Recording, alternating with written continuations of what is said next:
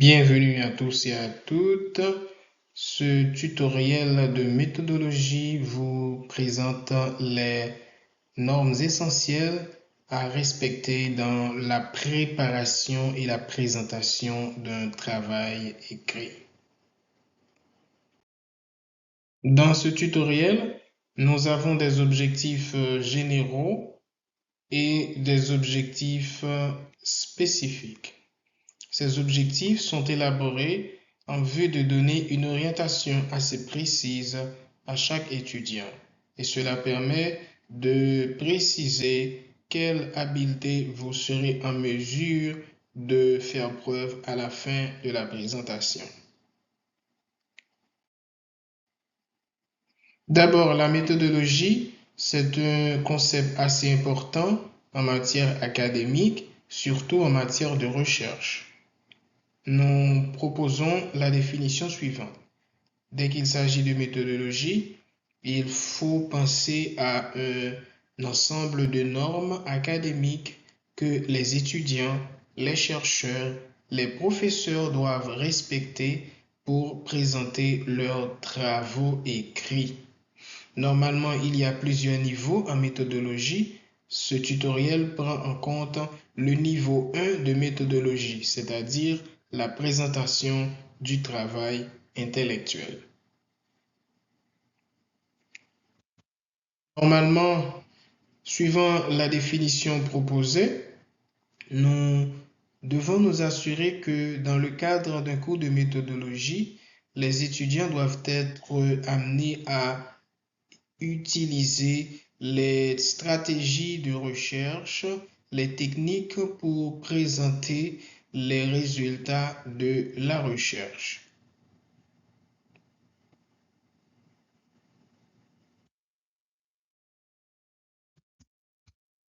La présentation de travail écrit est soumise à des normes assez précises. L'étudiant, quel que soit son domaine d'études, dès qu'il s'agit de présenter un travail écrit, il est obligé de suivre des normes. Son travail, pour être qualifié de correct, doit être soumis à des normes assez rigides. La page de titre, c'est la première page du travail de l'étudiant. C'est la première page d'un devoir.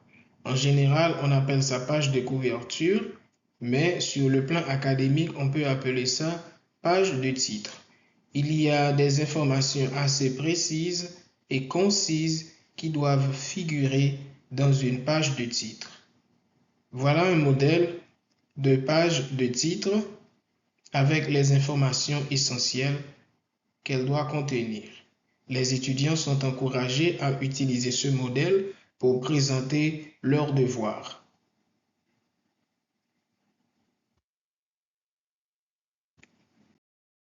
La pagination d'un travail écrit est d'une importance capitale, surtout pour un travail de plus de 5 pages. Il faut que la pagination figure au coin supérieur droit du document. Normalement, pour un document assez volumineux, il y a des pages qui doivent avoir une forme de pagination différente des autres. Par exemple, la pagination en chiffres romains minuscules, c'est pour les parties telles que table des matières, remerciements, etc.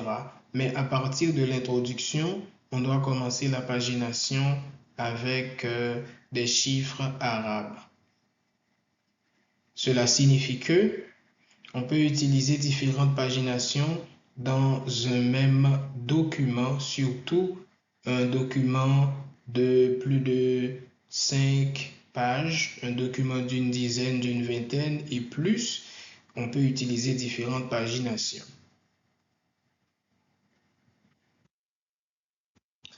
Pour savoir comment insérer la pagination dans un document, il est conseillé de regarder des tutoriels à cet effet. Comment utiliser Microsoft Word pour insérer une pagination? Normalement, pour ce faire, on a besoin d'aller dans Insertion et suivre cette liste déroulante. Il est conseillé de choisir ce premier niveau, c'est-à-dire haut de page. Et dans haut de page, on va choisir la position supérieure de la droite. Et comme ça, automatiquement, la pagination va s'insérer dans le document. Dans un travail écrit, la hiérarchisation des titres est assez essentielle, surtout lorsque le document contient beaucoup de titres et de sous-titres.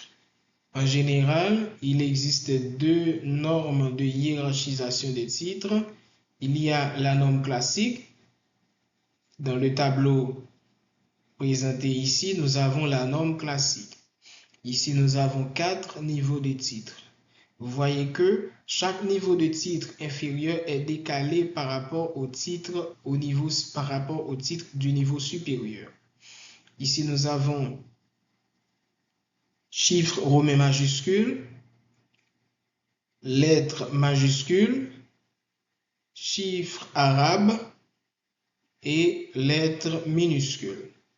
Selon le niveau de titre, vous devez utiliser la numérotation qui lui correspond. Normalement, on doit éviter la numérotation manuelle parce que la numérotation manuelle nous donne des difficultés lorsqu'il s'agit d'élaborer un document de plus de 5 pages. Il est conseillé d'utiliser la numérotation automatique. Pour cela, il faut regarder des vidéos sur YouTube qui sont assez précises, qui vous indiquent comment insérer une numérotation automatique avec Microsoft Word.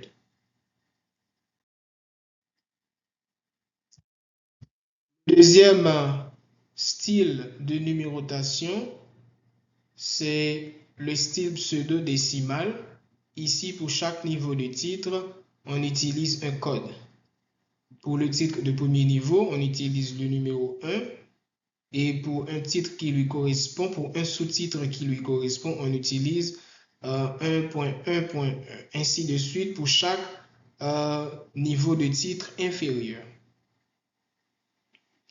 On utilise ce style davantage dans beaucoup de documents trouvés sur Internet. Mais si vous êtes un étudiant dans les domaines des sciences humaines, il est conseillé d'utiliser le style classique. Un titre doit avoir au moins 2 sous-titres. Par exemple, nous avons ici un premier sous-titre qui correspond à ce grand titre. Eh bien, ce premier sous-titre a 2 sous-sous-titres, c'est-à-dire il a 2 autres points qui lui correspondent. Il faut au moins 2 sous-titres pour un titre. La taille des caractères. La taille des caractères est un autre élément essentiel à prendre en compte dans la présentation d'un travail écrit. Tous les caractères doivent avoir un seul style. Maintenant, pour insérer le style, vous suivez cette consigne. Ici, vous allez dans Home, dans Accueil, dans le logiciel Microsoft Word, le logiciel de traitement de texte. Et vous allez voir là, ici, si vous cliquez sur cette flèche, vous allez voir une liste déroulante qui contient les différents styles à utiliser. Il est conseillé de choisir Times New Roman, qui est généralement utilisé au niveau académique.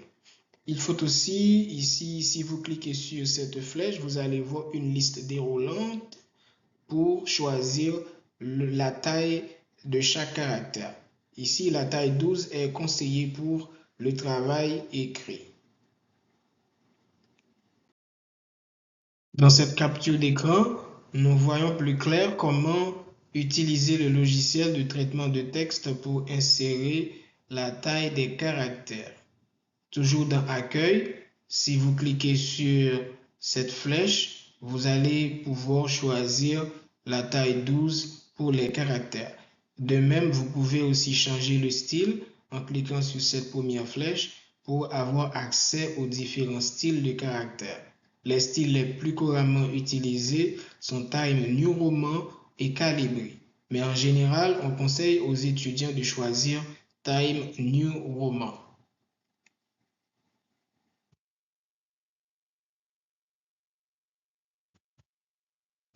Il est conseillé d'utiliser un seul style dans tout le texte. Il n'est pas bon de présenter un travail avec plusieurs styles de caractère. Si cela arrive, il faut sélectionner tout le texte et choisir un seul style pour l'appliquer à tout le travail. Interligne. L'interligne, c'est la distance qui existe entre les lignes, l'espace qui existe entre les lignes du texte.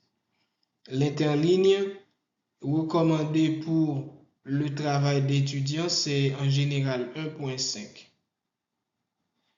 Maintenant, pour insérer l'interligne, il faut d'abord sélectionner le texte. Ensuite, si vous cliquez sur cette flèche, vous allez pouvoir choisir entre les indications suivantes. Ici, c'est 1.5. Il faut cliquer sur 1.5 et comme ça, tout le texte aura comme interligne 1.5. Cependant, si un professeur a une exigence particulière et demande un autre interligne, il faut alors suivre l'exigence du professeur.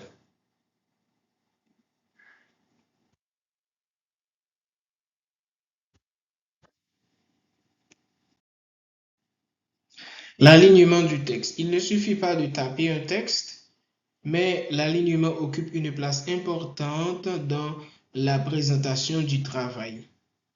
Ici, ce sont ces icônes qui nous orientent vers les différents types d'alignement. Maintenant, en général, il y a deux formes d'alignement qui sont acceptées pour les travaux d'étudiants.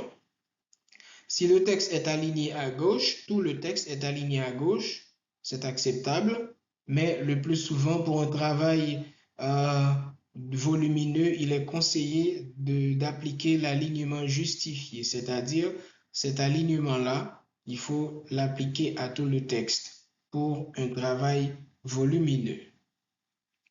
Il est à noter d'utiliser un seul type d'alignement pour tout le travail. On ne peut pas avoir dans un même document, dans un même devoir, deux types d'alignement. Maintenant, pour appliquer un alignement à tout le texte, il suffit de sélectionner tout le texte et de cliquer sur le type d'alignement qui correspond le mieux, c'est-à-dire justifié.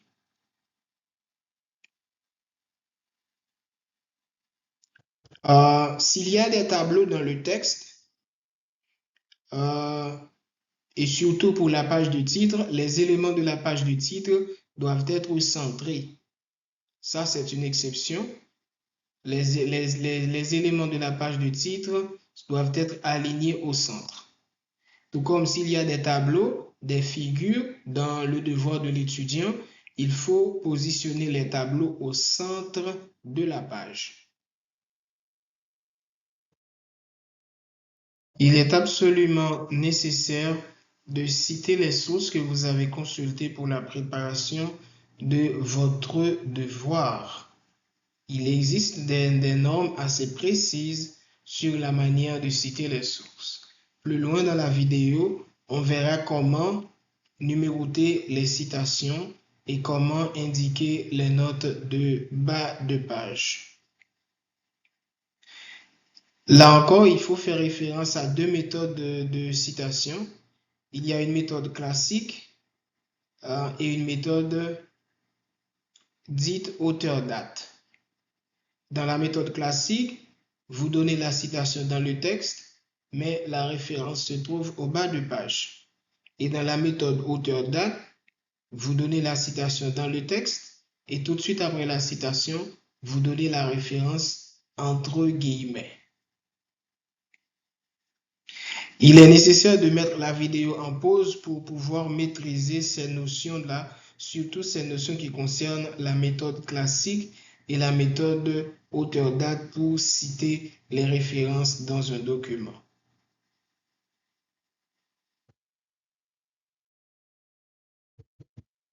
Ici, dans ce tableau, nous avons un exemple de citation. Ici, cette citation est utilisée dans le texte, mais vous voyez, selon le style classique, un numéro est attribué à la citation. Ce numéro s'appelle appel de notes. Et au bas de la page, nous voyons la référence qui correspond à la citation. Les éléments de la référence sont le prénom, le nom, le titre du document, la ville de l'édition, la maison d'édition ou bien l'éditeur, l'année de publication et le numéro de page, c'est-à-dire la page d'où la citation est tirée. Ici, il faut donner tous les éléments de la référence lorsque vous citez le document pour la première fois dans votre devoir.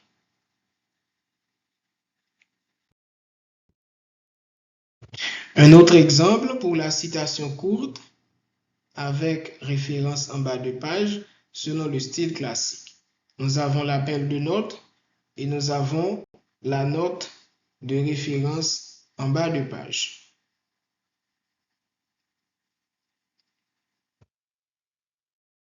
Ici, nous avons l'exemple d'une citation longue. Lorsque la citation est longue, elle doit être en retrait, c'est-à-dire elle doit être décalée à gauche et à droite par rapport au reste du texte. Et l'interligne pour la citation longue est de 1 point, c'est-à-dire la citation longue utilise un interligne différent par rapport au reste du texte. Toujours, lorsque la citation de la référence se fait dans le style classique, on utilise un appel de notes à la fin de la citation et au bas de la page, on donne la référence du document.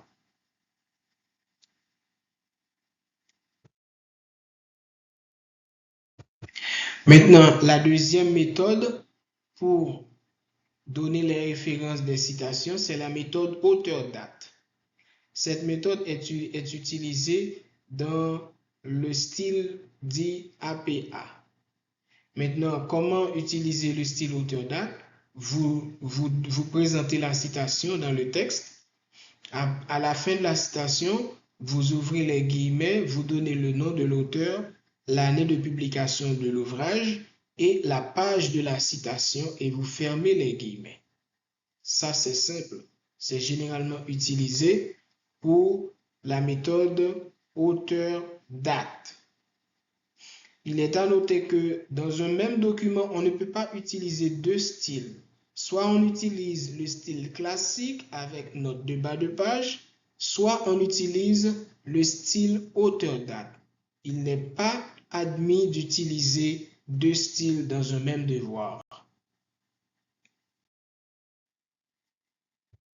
Toujours le style auteur-date, cette fois-ci avec une citation longue. C'est la même chose.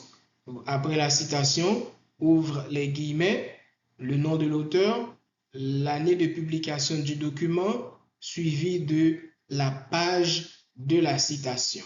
Et puisque la citation est longue, elle est mise en retrait par rapport au reste du texte avec interligne 1 point.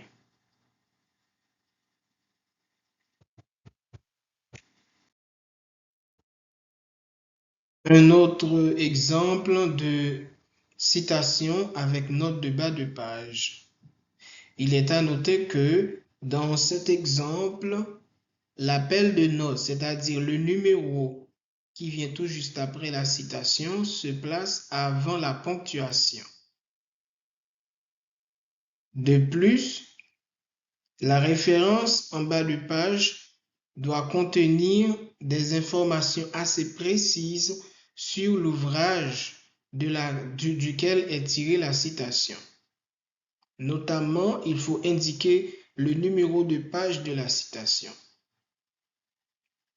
De plus, la taille pour les notes de bas de page, la taille des caractères, c'est de 10.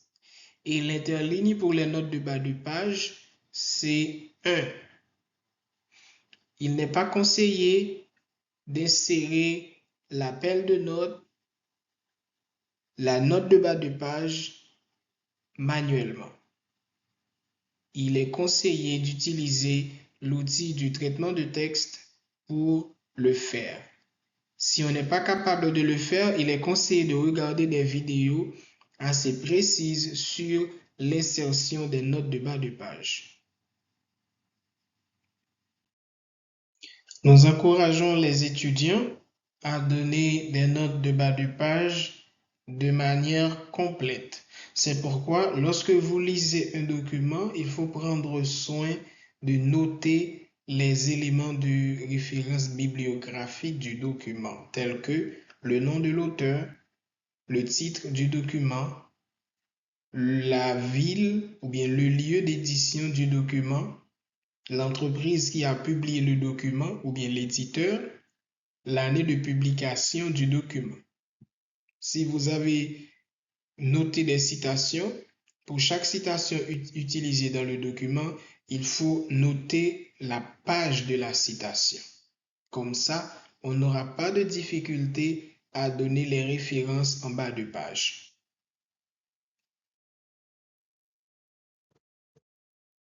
Cette capture d'écran peut nous aider à comprendre comment utiliser comment insérer une note de bas de page. Dans le logiciel de traitement de texte, vous allez dans Références, vous cliquez sur Insérer une note de bas de page. Mais d'abord, il faut pointer le curseur à l'endroit où vous voulez insérer l'appel de note. Ensuite, vous allez dans Références, vous cliquez sur Références, vous cliquez sur Insérer une note de bas de page et automatiquement, cela vous renvoie en bas de page pour insérer la note.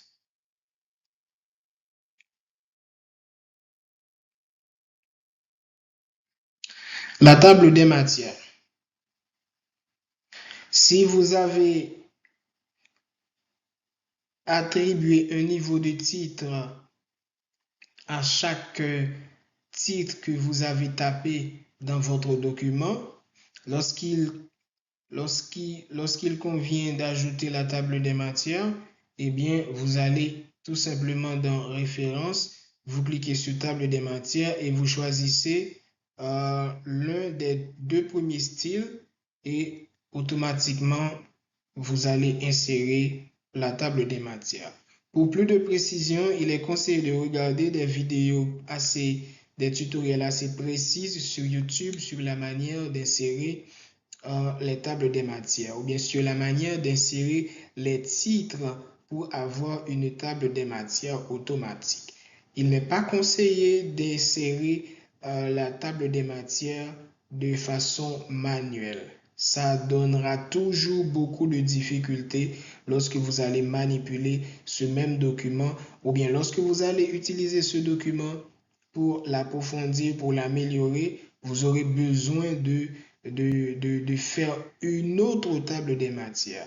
Mais si vous avez fait une table des matières automatique, vous n'aurez qu'à faire une petite mise à jour avec un clic seulement.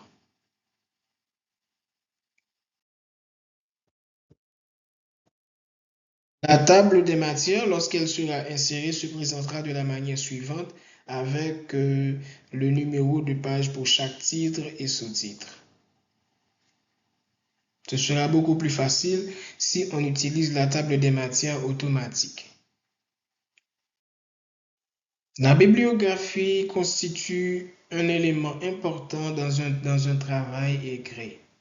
Normalement, si vous avez consulté des documents, il est essentiel de donner les sources que vous avez consultées en bibliographie. La présentation de la bibliographie doit se faire en ordre alphabétique des noms d'auteurs. Et pour ce faire, il est conseillé d'utiliser l'outil de traitement de texte pour insérer automatiquement les références bibliographiques. Ici, selon cette capture d'écran, on peut commencer à insérer les références bibliographiques. On va dans références, ici. Ensuite, on choisit le style qui correspond. Donc, si l'on veut que les données de référence bibliographique s'affichent selon la norme classique, c'est-à-dire de la manière suivante, eh bien, on va choisir le style Chicago. Maintenant, voici dans l'ordre dans lequel les éléments vont apparaître pour chaque référence bibliographique. Il y a le nom de l'auteur suivi du prénom, titre en italique, le numéro de l'édition. On mentionne le numéro de l'édition à partir de la deuxième édition. S'il s'agit de la première édition, on n'en fait pas mention. Ensuite, ville, c'est-à-dire lieu d'édition, éditeur, c'est-à-dire maison de publication, et l'année de publication. Maintenant, pour entrer ces données, il faut cliquer sur Gérer les sources. Et on va avoir un petit tableau avec des champs à remplir. Et lorsque vous aurez rempli les champs, vous allez cliquer sur OK et automatiquement, la référence sera en disponibilité pour insérer la liste de la bibliographie. Pour développer cette habileté, il est conseillé de regarder des tutoriels assez précis sur la manière d'insérer une bibliographie dans un document. On évite l'insertion manuelle parce que tout simplement, ça prend plus de temps d'insérer une bibliographie manuellement.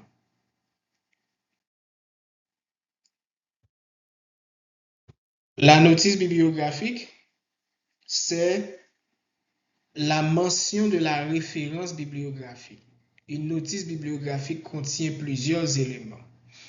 Il est essentiel de savoir qu'il faut souligner ou bien mettre en italique les éléments, surtout le titre du document de la référence bibliographique. Il faut mettre cela en italique ou bien en souligne. Si on ne connaît pas la date, on écrit SD, S.D. Si on ne connaît pas le lieu d'édition, on écrit S.L. Voilà un exemple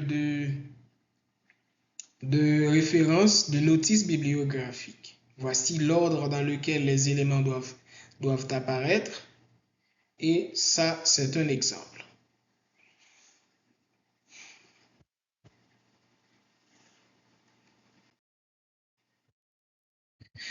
Ici, nous avons un exemple de tableau qui nous présente la bibliographie d'un travail.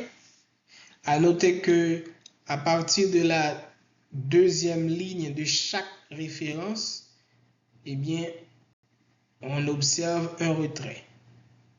On observe un retrait à partir de la deuxième ligne de chaque référence. Comme ça, le nom de chaque auteur est mis en évidence. Maintenant, quand il s'agit de mentionner les sources dans la bibliographie, il faut nécessairement indiquer toutes les sources que vous avez consultées. C'est pourquoi, en consultant une source, l'étudiant doit avoir en tête qu'il faut noter chaque source. Il faut noter chaque source. On peut noter la source dans une fiche de lecture ou bien on peut préparer une fiche même pour la bibliographie et pour chaque document consulté, maintenant on écrit la référence bibliographique dans cette fiche.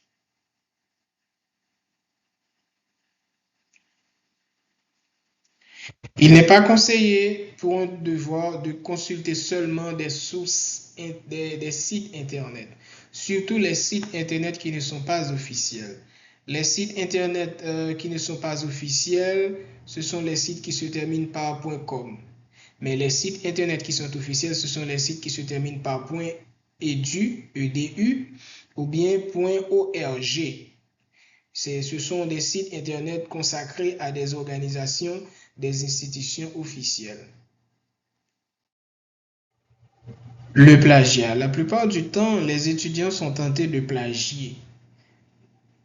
Le plagiat, c'est une sorte de vol intellectuel. C'est le fait de prendre le travail de quelqu'un et le faire passer pour sien. Cette manière d'agir est réprouvée, c'est-à-dire on punit l'étudiant qui commet un plagiat. C'est pourquoi, dans la présentation de travail écrit, on doit prendre soin de noter les sources consultées. Et voilà, nous sommes parvenus à la fin de ce tutoriel sur les normes de préparation et de présentation d'un travail écrit. Nous espérons que ce tutoriel va vous être utile pour préparer et présenter correctement vos travaux écrits selon les normes présentées dans ce tutoriel. Laissez-nous un commentaire. On se dit au revoir, à la prochaine pour un autre tutoriel.